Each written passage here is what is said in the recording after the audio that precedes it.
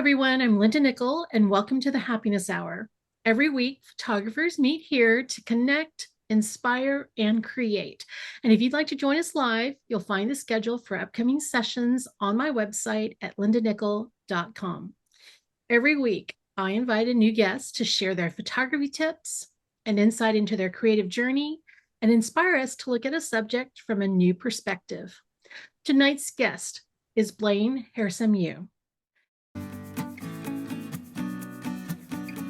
Based in Japan, Blain offers photography workshops and private tours that will immerse you in Japanese culture and hospitality.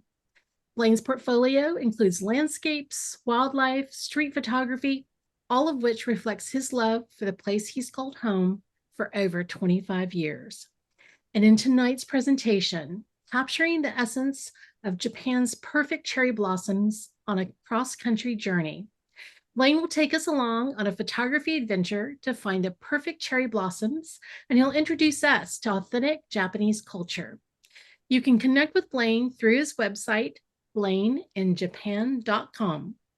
Welcome to the Happiness Hour, Blain. Thank you. Nice to be here, Linda. Well, let's all cross our fingers that our technology works. So Blain is somebody, and I'm trying to remember how we ran across each other, but somehow you made it into my Facebook feed, and I've been following you for a while there. But do you remember how we crossed each other's paths? I crossed paths with hundreds of thousands, thousands of photographers a year, and I used to use the pseudonym for all of my commercial work and for all of my portfolio up until 12 years ago. And then I went public. How we came together, I'm not exactly sure, because generally I'm not one for accolades. I don't buy into them. I've never entered a contest, and I just enjoy my work. I've worked as sorry, please go ahead. No, you go ahead and finish. As an edit, I used to be an editor, and the reason that I stay off the grid is basically I really like to do things on my own, and I don't want I'm going to say photography groupies as working as a chief editor for a larger magazine, one of the largest in Japan. So I like to do things on my own and keep a low key and have a nice family life and enjoy myself. This is perfect. This is perfect for us. But I had reached out to you and said, hey, I'm Linda. I know you don't know me, but will you come and do this? And you're like, yeah, I think I will. So that was something like that. Yeah. Several months ago. So so we got on a Zoom chat, and our 5-minute conversation turned into longer than 5 minutes. And I've been biting at the bit to see your photos because I have never been to Japan, and it is so high on my list. So I do remember another thing. You mentioned that you're from Texas and that you're in your work, and I actually have clients in the region that you're in.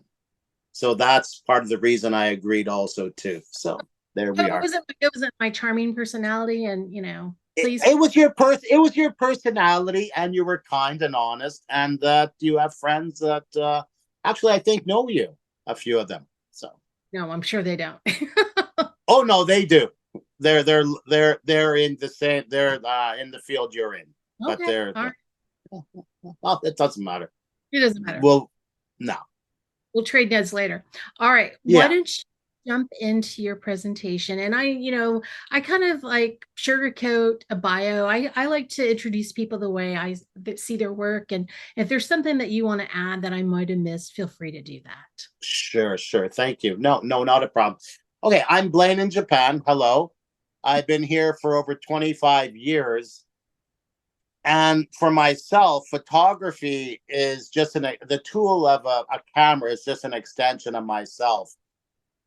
In the beginner's mindset, we see everything as a beginner. I don't believe that I'm an expert. What I've done through the years, as I mentioned, 35 years in total is photography.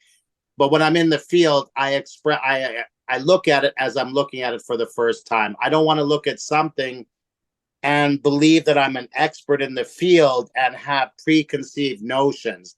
When I'm in the field with clients or myself, I want to look at something as I've looked at it for the first time. If I walk into a studio and I see a product, I'm going to be able to, boom, know the lighting right off. But when I'm in the field, especially looking for the perfect cherry blossoms, that's impossible. I often tell people, if you're going to come to Japan, if you're seeking the perfect cherry blossoms and you pick dates that are predicted, good luck. This year, the JMA, Japan Meteorological Agency, they sent out 14 forecasts for the cherry blossoms this year. On average, there would be 4 or 5 forecasts. Cherry blossoms, basically, they start budding in the summertime, and then they go through 2 hibernations. And then during the spring is when they bloom and they open. And having 14 forecasts is quite rare. And why I do cross-country adventures is basically it's the only way to discover and find the perfect cherry blossoms. So I'm going to jump into a few photos here in the presentation now, okay? Linda, is it okay? Yes, please. You're good. Okay, sure. Okay, now on a normal year, if you look through here, you're going to see this is my basic cherry blossom route. It starts in Okinawa in the south. As I mentioned before, Japan is 3,000 kilometers long with 6,553 islands, something in there. This year, I have not finished this route yet. What I'm going to be concentrating on today, let me get to this next photo here. How do I do this? Let me move this. Okay. Technical difficulty here. Okay. Here we go. Let me make sure. It's getting a little finicky. Just give me one moment, please. Why are you not switching? Oh, there we go. Okay, now this was the first map. This is what I'm going to be covering today, partially, is from the Tokyo region at the bottom where you see Shizuoka. This is the Tokyo region going up north. I'll try to cover these regions today. This is southern Japan and Okinawa, where February is February is when the cherry blossoms first open in Okinawa. So our cherry blossom season, it actually goes from January, February, all the way until mid-April. And I'm just here in Kanagawa for a few days, and then I'll be back on the road. I'll be flying to northern Japan for the highlands.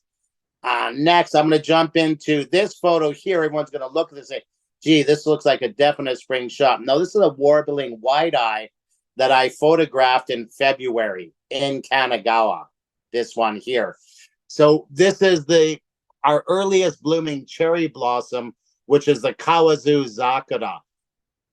This is another one of the warbling white-eye with the Kawazu Zakura. Now, you don't have the lush greenery of all the other plant life growing around you. What you have is a cherry blossom trees in let's say, a beautiful pink tree in the middle of a desert with brush all around you and trees that are not even awakened yet. So let's move on. This is another bird. Yeah, let's go back here. This little guy here, they're tiny little songbirds, and they can't resist the sweet nectar of the cherry blossom. Another bird that loves the cherry blossoms is the brown-eared bulbul. They're a bit of a larger bird and a little bit slower, but they love them too.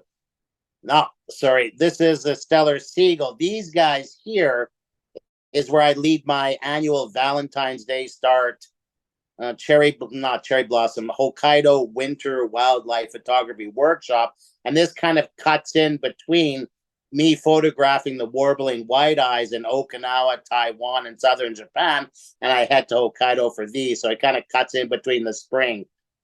Here is this here is the Shima Inaga. This bird here, I photographed them in the spring in Hokkaido, and I also photographed them in the winter in Hokkaido. About 98% photographers miss these little guys. They're quite unique and hard to photograph, which are quite lovely. Next week, I'll be heading out to photograph them in Hokkaido, hopefully with cherry blossoms for the first time. Now, you can't, any time that I see, now going into the field this year, In the top here, we see a raven down below the cherry blossoms. And I was sitting in a park with participants this year. I said, well, there's a raven, a jungle crow at the top, and cherry blossoms below. So that means that there's birds in the area.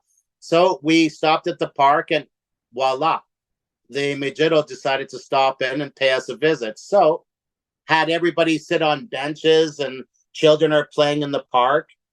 And we started enjoying the warbling white-eye. They came in flock of about 30, 40 birds came over and just sat there enjoying ourselves for 30, 40 minutes. And then, of course, we got the warbling. We got this guy here, the brown-eared bulbul, came over too to enjoy in the party. In Japan, there's over 300 species of cherry blossoms. So this particular species, they're quite attracted to. Now, this photo is not from this year. This one is from last year. This year, when we crossed this region, it actually looked like this. So every year, we never know what we're going to find. So imagine going from here from last year, and then you pass it this year, you go, oh my goodness. Well, definitely we didn't stop there. Now here, with my participants, what I always do is I take everybody off the beaten path. If this location was Kyoto or Tokyo, it'd be overrun with tens of thousands of tourists. You'd be standing side by side. And these two just have open space, open freedom to the parks and to the shrine. This is an ancient temple, actually in Kofu. Now, here is our next stop. I always like to stop. This is a Zen Buddhist sanctuary that dates back 1,500 years. And perception of photography, if you look down, it looks like a long bamboo corridor. Well, this thing is maybe 7 feet long. So using a 14 millimeter, getting down nice and low and shooting up. On the other side of that is the Buddhist sanctuary, quite unique. And here's a little guy that I always called a concierge of a forest, well, of a temple. Sweet little guy. This is taken in Kofu, Yamanashi, Japan. And you'll notice above his hat where there's a little emblem. That emblem, the 4 diamonds, stands for a famous samurai known as Takeda Shingen, who was so loved by his people that he was one of the few daimyos that never needed a castle. And he was supposed to be shogun, but he met with an untimely incident during a battle. Let's move on here. Shrines and temples is always a place that I enjoy, and ceilings are always lovely to look at. You always have to get a different perspective. People go in, and the first thing they do is they automatically look at the Buddhas, or they look at the shrines, but I'm always looking above me at regions that people aren't seeing. Now, this location here, I talked to the head abbot. I introduced myself. I explained what we would like to do here, and he didn't have a problem with it. But the majority of photographers would be turned away, generally not introducing themselves or taking protocol. This is an ancient cherry blossom tree in the Shibu Onsen, the Snow Monkey Park area. Well, as you can see, this year it wasn't open, but we were close. So you don't always hit the perfect cherry blossoms.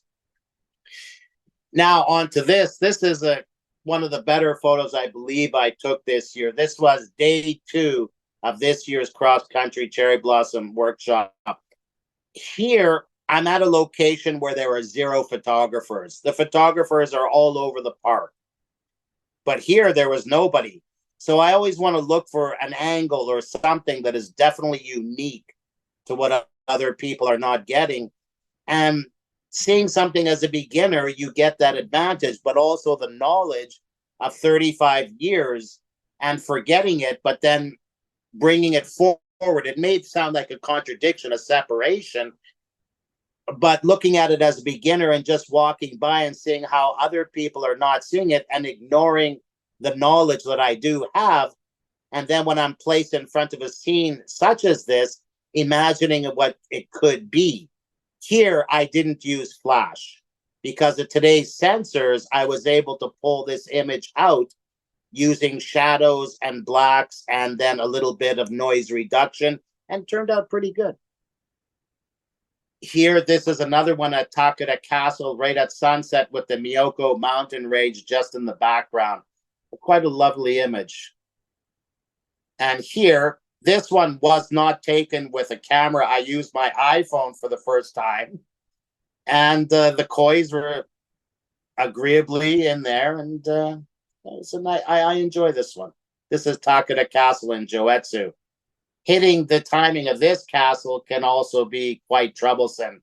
But this year we hit it just at the peak season. And here you have what I call to the left here, you have like little fireflies all in the forest, a magical forest, and the pond, and then the castle in the background there. Though the trees around the castle, they may look magenta, those are actually maple trees. And in the autumn, during my autumn workshops, it's a lovely spot.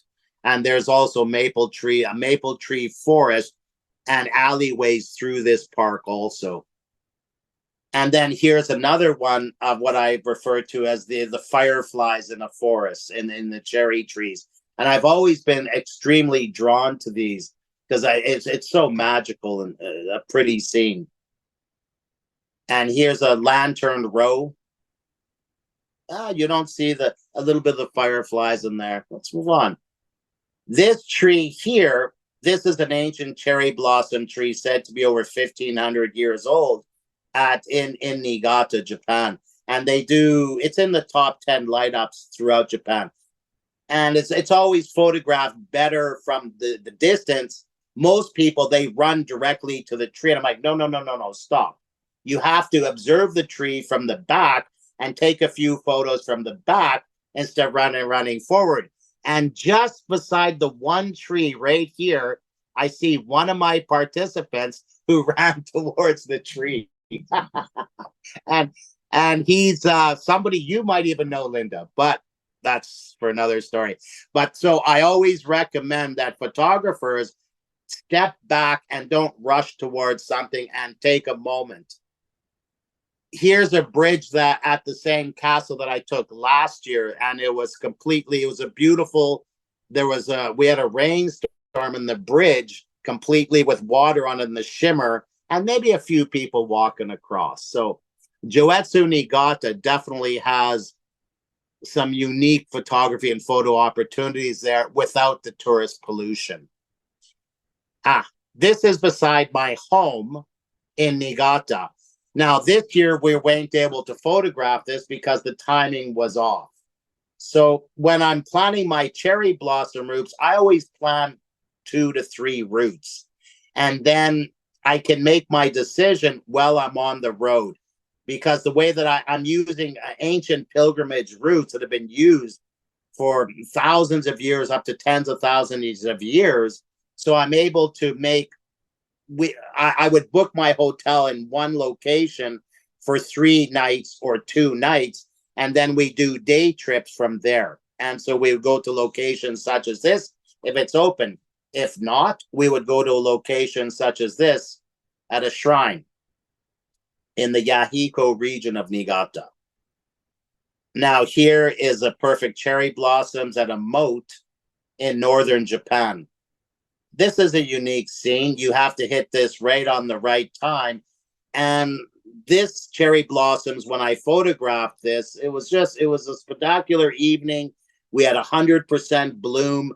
And then the next day, a rainstorm came in and just blew them all away. They were gone the next morning.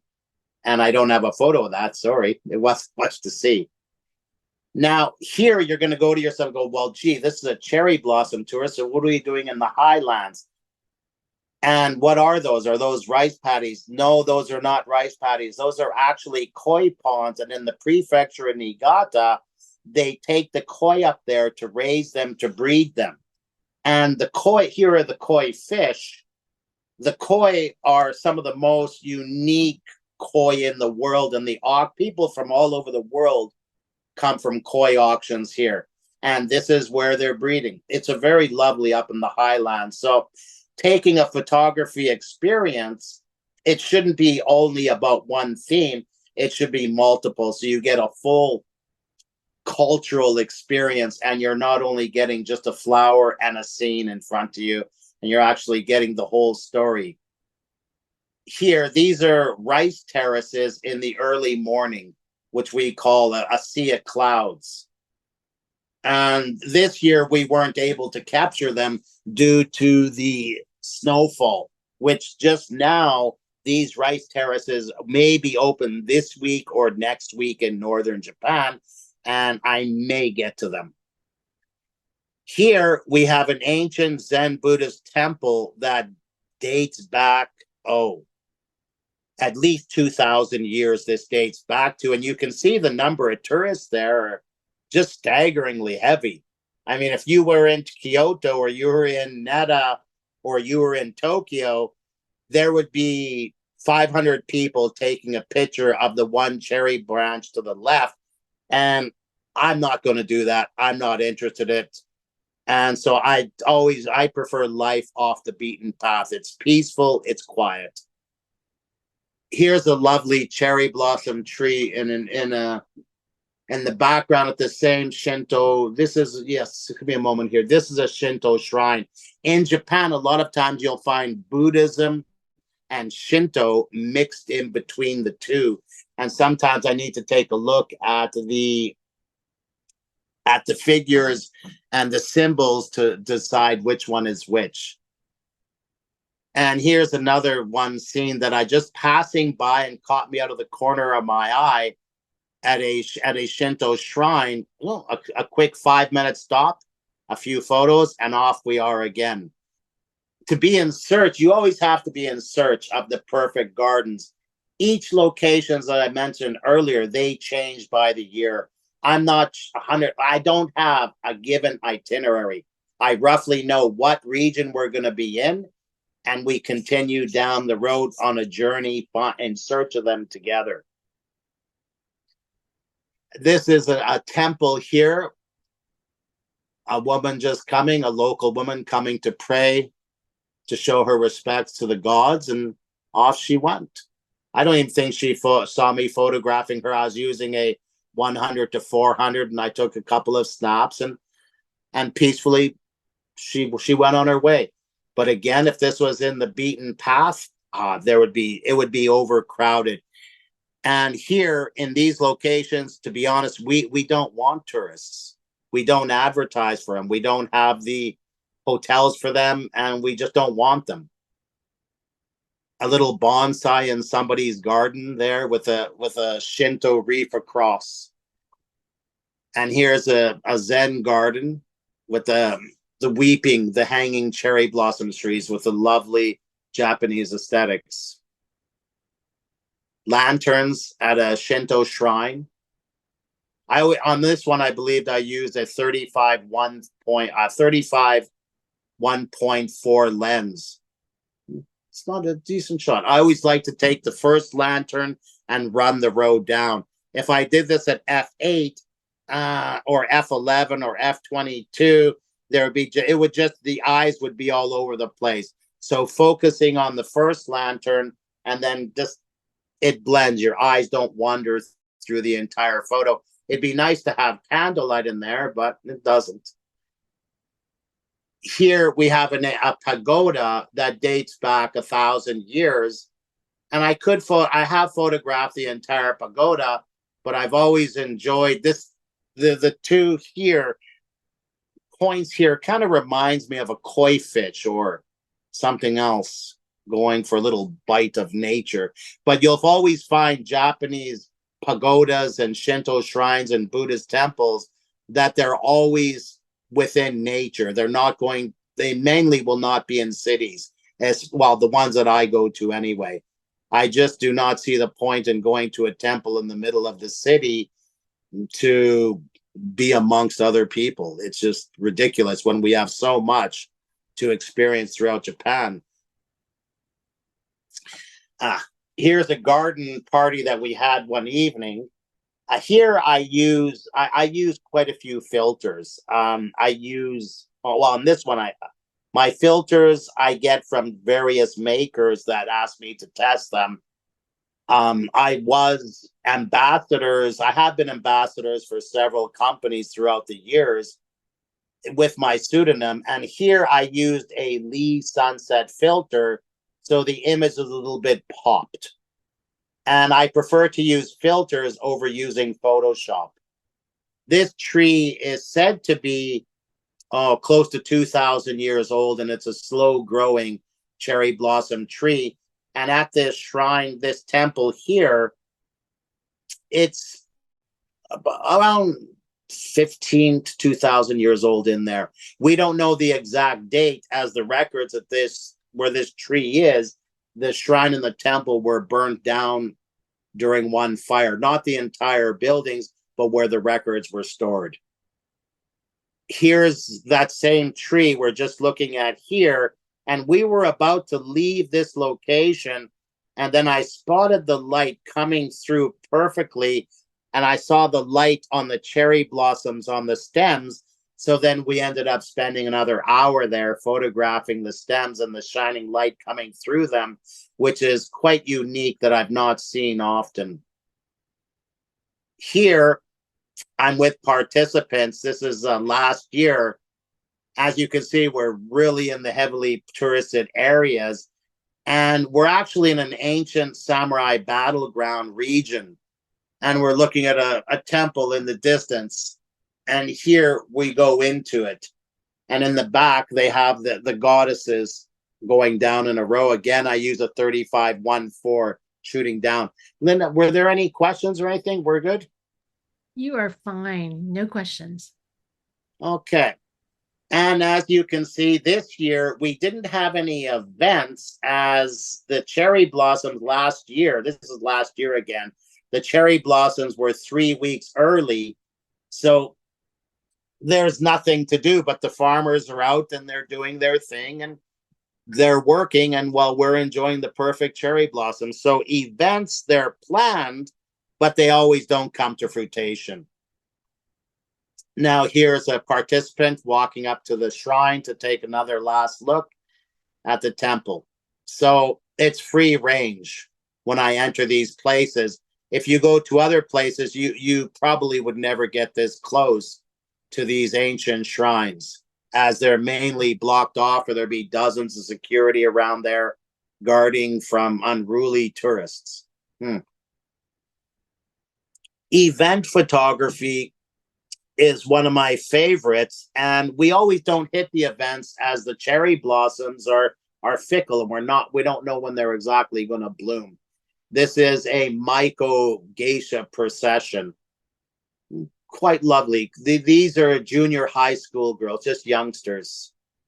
Oh, sorry, that's an autumn photo, excuse me. Here, this was at the geisha procession, and I kind of looked at this, and these are the maidens that follow the geisha through, and I'm going, the image is nice, but it's a little bit too powerful. So I decided to go with this shot here to show the kimono and the aesthetics of it.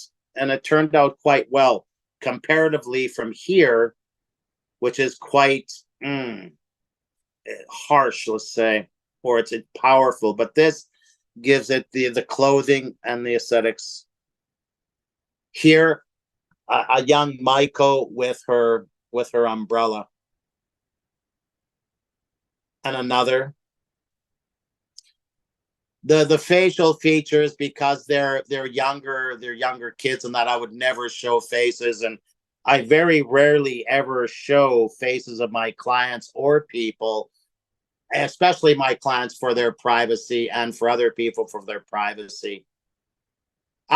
Snow monkeys. Am I going too quick, Linda? No, you're fine. You're perfect. Would you like more technical? No. Oh, good. Okay. Because I'm in it for the pretty pictures. Oh, good. This is good. This is perfect, because I have more. We always, at the snow monkeys, we always make a stop.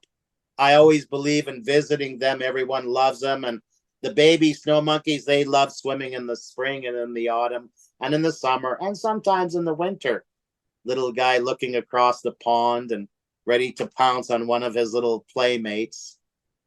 And this snow monkey I photographed last year. This was probably the eldest snow monkey I've ever photographed in my, I mean, in Japan, we have over 120,000 snow monkeys living in tens of thousands of troops. And for days, the snow monkey park had no monkeys in the autumn. And we were in a little bit of a pinch. So I took over driving through the highlands and I spotted the troop up there. And this is probably the most elderly snow monkey I've ever photographed in my life. Wisdom.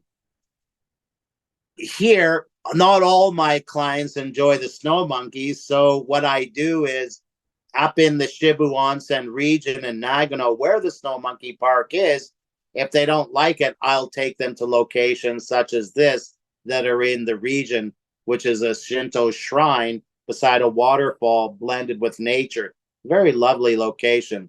Here I took a 10-minute video that I'll just relapse for cable TV or for myself at home for my viewing and meditation pleasure. Chirato Pagoda. This was taken during the lockdowns. Chirato Pagoda today, unfortunately, is experiencing heavy tourist pollution. And to get this photo today, you would have to queue in line for 60 to 90 minutes. So that's kind of a no-go for me. With I gave everyone the I told them what's going to happen if we go here. And everyone said, nah, it's okay. Let's go somewhere where we can actually enjoy ourselves and not be elbow to elbow with people. And the nice thing about Mount Fuji is that we can get spot shots like this with 0 people beside us. And the tourists are kept, the tourist pollution is in one region only or 2 regions because the other regions do not have much in public transportation. And this is in the Mount Fuji region, Miko, or what you would call a shrine maiden, a Shinto shrine maiden.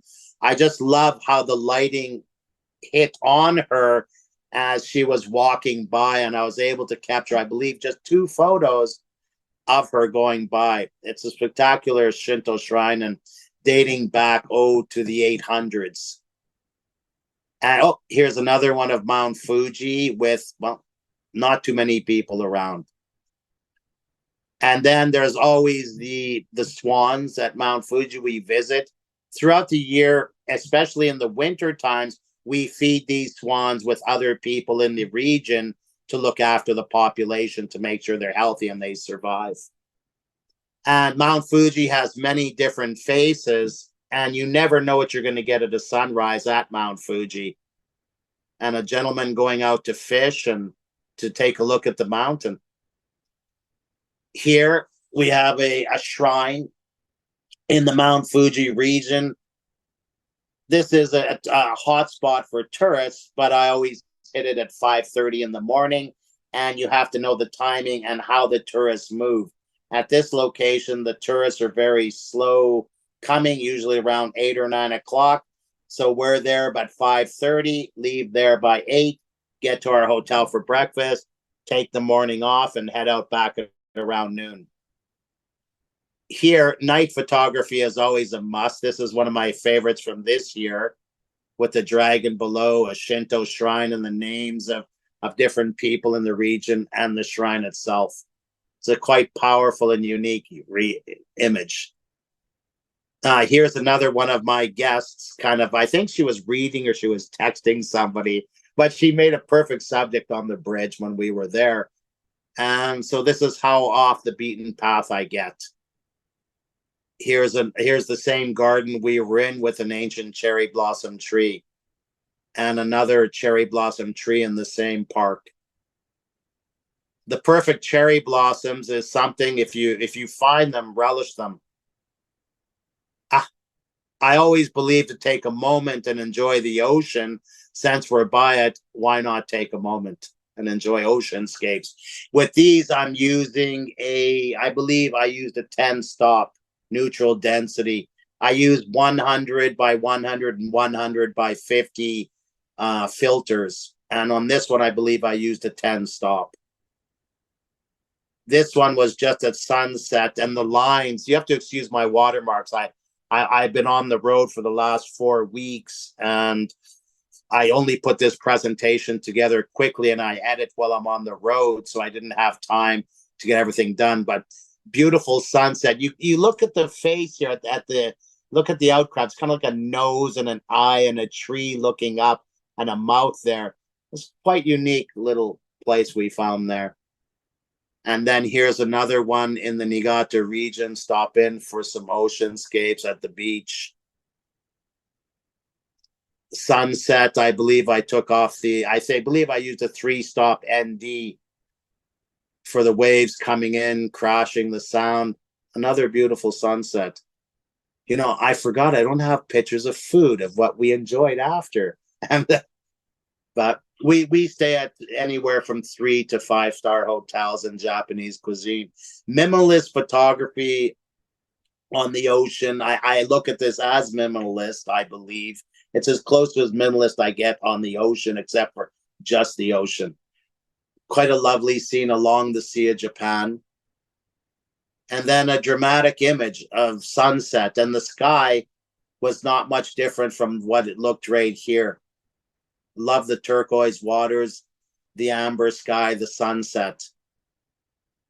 And this is at the same location right here, just over to the left, with the ridges and the bonsai trees growing up. And here, a sunset at a lagoon. I always go down to the water, and I always get my camera splashed, but I don't mind. I carry alcohol and wipes with me, and it's worth it, in my opinion, to take the moment to enjoy it. This here is at a lake in the middle of Japan. As you can see, there's quite a few people there taking photos. Here's a castle in northern Japan that I often visit, if you can hit the cherry blossoms at the right time. Fishing boat lights. Wow, I might actually make all my photos. Here's a cafe that we found that was closed and deserted. That made for a kind of nice photo, and telephone booth with no telephone in it. Love the shot. Kind of an Italian scene, maybe. Tree bark. Here I found one that kind of reminded me of some kind of serpent or being, possibly an octopus or possibly something else, and with the eye actually seeing through to the other side. Here, now what this is here, the Buddhist monks, they come up to this temple here. This spot here is an ancient samurai battlegrounds in the Nagano highlands, and what those are in there is when the monk or the abbot, he comes by there, or a nun, every time they pray, they will take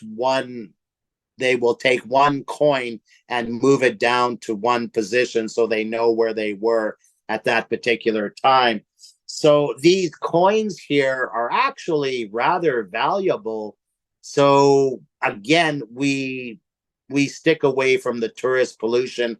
And as I said before, we don't want tourists in these regions, as something may happen to the coins or may not. And here, another shrine in the middle of nowhere, with almost zero people there, with the cherry blossoms hanging down and the pine trees. Quite a lovely scene. Here is a Zen Buddhist garden that dates back, we believe the history goes back, well, it goes back 5,000 years or older, before Buddhism was even entered to Japan. But this site is actually what is known as a Kofun Mounds. Now, the Kofun Mounds, across Japan, there's 160,000 of them. But this site today is not known as a Kofun Mound, but if you type in Kofun Mound, you'll see a keyhole-shaped place in Osaka. And they are said to be the descendants of the first peoples of Japan. And actually, the Kofun Mounds are also looked at as an enigma. They don't say, well, they're there. and that the emperor, the current emperor, is a descendant from the Kofun Mounds, but to describe them would actually take me an entire week. This site here is thousands of years old, and today, what's under there are actually catacombs, or a Kofun mound, an old burial site. Here today is a Zen Buddhist sanctuary where there's hundreds of these carvings done annually. Well, not annually, but through the years. And here we have the Christmas rose, or the spring rose, growing. And this was taken this year. Sorry for babbling on there for a moment. The Kofun Mounds is a completely different subject. Here is the chrysanthemums, or the kiku cherry blossoms. What you'd call a kiku would be the imperial mark of the chrysanthemum. Waterfalls. This is actually a hot springs waterfall. And it's always nice to take a moment to forest bathing. Srinin yoku, or forest bathing, just seeping in the natural world, the nature. In this, the water is not that hot, but in Japan, for it to be considered hot springs water, it just needs to be above cold and from a natural source. And then it's hot springs. Here we have the ferns growing over. So it's a lovely spot.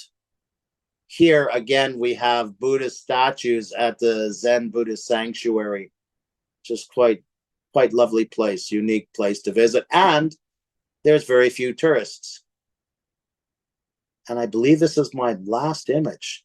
This is at an old imperial residence that we got lucky this year to photograph the cherry blossom that was full bloom open. It's a quite unique tree with a history that's dating back 1,500 years. This tree is quite unique because they don't spray this one. This one was taken on the Kanto, on the Tokyo side, but it's not in Tokyo. It's actually in the Hakone region. And in most of these regions, they spray the trees with the pesticides. But this tree has not, thankfully, never been sprayed, I believe, with the pesticides. In the Tokyo, Kyoto region, they're constantly spraying the trees with the pesticides, especially at the tourist locations. And the cherry blossom trees have a life of maybe 40 to 60 to 70 years, and that's it, and they perish. But on the Sea of Japan and throughout northern and central Japan, the cherry blossoms live 1,500 years, 1,000 years. In my home garden, I have a cherry blossom tree that is 100 years old, but it's never seen a pesticides, and the birds keep it clean. Yeah, that's it for photos. Would you like to see some more? No, that's pretty good because you're hitting just on time. So let me get you to take down your screen. So Okay. what's really surprised me, I don't know why it did, but it did, was the photos that I see out of Japan are cherry blossoms and snow monkeys and Mount Fuji. But Yeah. what really blew me away was the water, the one I think you called the lagoon where the big rocks were, Oh and yeah. the falls. Oh my goodness. So of course the geisha, they're just their clothing, the colors, and Yeah. it's I don't know, it's just kind of a feast. It's eye candy for me. It's a feast for the eyes. And one of the things that you said at the beginning of your presentation was, yeah, you want to checklist the cherry blossoms and you want to checklist the snow monkeys, but to get a full story of Ah. someone's visit to Japan, to see all these other elements of it's not just snow monkeys, because I'll be honest, I'm not real crazy about monkeys and snow monkeys. Yeah, Mhm. they're no, they're cute. And yes, I'd want to take one or two photos, but after a while, I'm like, it's a snow monkey. But Mhm. yeah, so when you're doing these trips, how long are you on the road with a group? When I'm on the road, I pick up the group generally from Haneda Airport. I do door to door service. I have a crew of 4 to 5 vehicles we go in. and I'm on the road for 10 to 12 days with participants, and we go cross country. I don't start the first day in a hotel. Many of my mentors who are in their 80s, 70s, 80s, they spend their first day in a hotel room. Our first day, I pick them up. We drive maybe an hour and 30 minutes, Yeah. and we check into our lodgings, and we're on location with no tourists around us. Let everybody relax, take it easy for a couple of days, and enjoy dinner, do a night. So that's what I do. I, I'm not going to pressure people to, let's just get onto public transportation, do this, put them into business class vehicles, let them sit back, let them enjoy the ride, let them enjoy Japanese cuisine. We look after people that may have allergies, that may have anything. It's not a problem. Sorry, next question, please. Oh, no, that was great. No, I'm not seeing any questions in here, and that's okay. Yeah, I know, Trish is in here, and she made a comment that her parents lived there for several years, so she's been to Japan twice, and Yes. I want to go. I want to go. So anything that you want to kind of close your session about? If okay, so how long does a cherry blossom season run for you guys? For me, the cherry blossom season, as I mentioned, starts in January, Okay. and it runs until mid-May. Wow. So I'm here where I am until I'm only here for a couple days. Then I'm flying north, Yeah. and where I'm heading north, I'm going into Akita Prefecture, into Almaty area, and I'll be heading up to the highlands to photograph ancient cherry blossom trees that I've not photographed before. And I'm looking forward to that. So what I do in between is I have my group photography workshops that I offer to clients. And then I have private clients who join me on different segments of my cross-country adventures. This year, I was on my Hokkaido photography workshop, which has been an annual Valentine's Day start for over 10 years. And then from that, I get 2 weeks break, and then I'm jumping directly into cherry blossoms in the north. And during my workshops, I cram everything in. I try to get every amount of light I can give to the clients. As I'm doing a presentation, yes, I could do a presentation that is with 5 pictures and make myself sound great, but I'm not into accolades. I don't do it. I get asked possibly 10 times a year to work with other photographers. And the majority, I look at the websites, and the first second I see an accolade or the contest, I've done this, this, and this, I'm like, nah, I don't need this. It's not my thing. It's not my gig. So it's all about the journey and enjoying and experiencing people. That's what it's really about, and opening people's to what Japan is truly about. An eye opener. Experience authentic Japan, and not standing elbow to elbow with tens of thousands of other people capturing the same image all day. Yeah, and I think that that's what was very apparent in the photos that you showed. It's yeah, you're going to be in landscape, but there aren't any people there, and I can only imagine the people pile on just to get the. I see it when I go looking for bluebonnets, or I go see it when I'm looking for autumn trees. It's the same spots, and It, it's a beaten trail. So Rose made a comment in here that I wanted to share with you. She says that she goes, I love that you shared so many exquisite pictures with us, and the story behind them is wonderful. And she says, your guests are very fortunate that you take them away from the tour. So that's really cool. Donna's question, she asks, beyond the beauty of the country, what drew you to Japan? I met my wife in Canada. Yeah. I was in the Rocky Mountains, and I met her there, and I moved to Japan. And my first 2 years in Japan, I didn't enjoy myself. I did not at all. My first 2 years were horrible here. because coming into a country, I have an established life before, a career, and coming here, everybody is telling me, explaining to me, I have to do this, I have to follow this, I have to do this, I have to do this.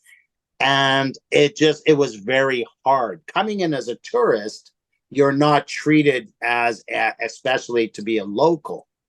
But for me, Okay. coming here, the first 2 years was horrible. After 2 years studying Japanese culture, society, and now I'm a member of historical societies, etc., that I'm able to grasp society, the culture, and follow the ancient pilgrimage routes, the most ancient ones I can find where there's no tourists. Was that about what attracts me to Japan? Is the simplicity. And I love simplicity. And I love the simplicity of photography. I love the simplicity of Japan, that I can go to such places and I don't need to think about my cameras. I'm in tune with my camera gear enough that it's not necessary for me to think about a camera, that I'm only looking at the place that I'm in, and I can concentrate on people who are with me and help them to experiencing it. And I guarantee everyone that comes with me, they're just like, well, everyone will go on an overload because there's so much to take in, because I don't have predetermined destinations. I couldn't tell you where you're going to be going until you actually get here, where we're going to be photographing, because I don't even know precisely. Because if the lighting is right, we'll stop. If it's not, we'll move on to the next location 2 or 3 kilometers down the road. And it's what attracts me. It's a peaceful place. We have almost zero violence. We have no guns. I mean, we do have guns, but we don't have the gun violence. We're a cash society. You can wear your jewelry, you can carry cash, and you don't have to worry. Life is safe. That's what I love about Japan. So, I know you've been there quite a while. Yes. How is your Japanese? Can My you, Japanese, are yeah, you I fluent? I can get by on Japanese. In Japan, there's dozens of dialects. Oh If dear. you go into the regions we're in, there's a base dialect that everybody understands and speaks. But sometimes I go into regions that people will look at my skin color and they won't even, I'm speaking Japanese to them, but they won't understand my Japanese. So my personal assistants, well, whichever ones, or if I have one or two with me, they'll go, "Excuse me, this is our boss, and he's explaining this to you in Japanese." And the person go, "Oh my God, you're actually speaking Japanese." They couldn't, they're floored by that. So my Japanese is decent. Yeah. Oh, this is a nice comment. Thanks, Sandy. She says, I have to say, I was not real interested in seeing Japan as we always hear about the masses of people. Your, Yeah. my thing's John. It says, your images and presentation has changed my mind and I am intrigued. So thank you for taking the time Oh, for thank you. that's so Thank you. nice. That's so, so very nice. All I right, I go I ahead. would not take people. I would only take people to places I would wish to visit. I have a mentors. I have a mentor who's coming to Japan for autumn. And I said to him, "I'm sorry, I'm busy this autumn doing my own workshop." Oh my goodness, he's going to be in Kyoto using public transportation in Tokyo. And we're going to be on a similar route that I just showed you in ancient temples and shrines. And also every resort we stay at has healing onsens. Everyone. I never stay at a resort that does not have hot springs, so everyone can enjoy them and experience Japanese culture. And foods are fully inclusive. Everything I do is fully inclusive. The other thing, I don't want to be a salesman here, but I if I have one participant, I run my workshops. And even if I don't have one workshop, I may go by myself just to enjoy myself. Sure. And I usually do. I would. So, All right, Blaine, let me go ahead and close out this session. And first of okay. all, I want to say thank you for doing this and taking the time. Thank We're kind you. of friends on Facebook, and I see your photos, and I follow. I can kind of see where you're going and what you're doing, and it's just kind of cool because it's so different from the other stuff that's in my feed, right? So when Thank you. I was sitting here thinking, how I wonder if he would. I know he doesn't know me, but so for you to say yes to me, that was such a gift, and No, um, it's my honor. It's my honor. I yeah, would never say no to an honest soul. I would never say no to a human being that asks. yeah. It's not correct. I mean, it's not right. We always thank you very much for having me. It's been a Yeah. pleasure. But and I don't know if I think I might have explained to you, the group that's in here, we're from all over the place. And I don't know, I haven't met a lot of these people in this room, but it's something that we've been doing for 4 years now. And new people Oh, find us, and people, drop out, and then they come back, and that's okay. But basically what pulls us all together is the love of photography and the storytelling that we can do with our photos. And each time I have somebody in here, I learn something, I learn something new. And if I'm doing that, I know other people are too. So um hmm.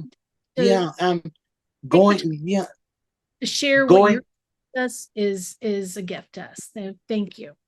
You're welcome. Like I said, yeah, the passion is to share the photography, and the skill set just takes time. So just plug away at photography and YouTube videos or what else is out there. So All right, with that, thanks, Blaine. All right, thank next you. week. Yeah, so next week, Jose Madrigal will be here to share his presentation, Enter the Dragonfly, and he'll share some of his tips on how to capture them in flight. Until next time, go out and create something beautiful, and I hope that we see you again soon.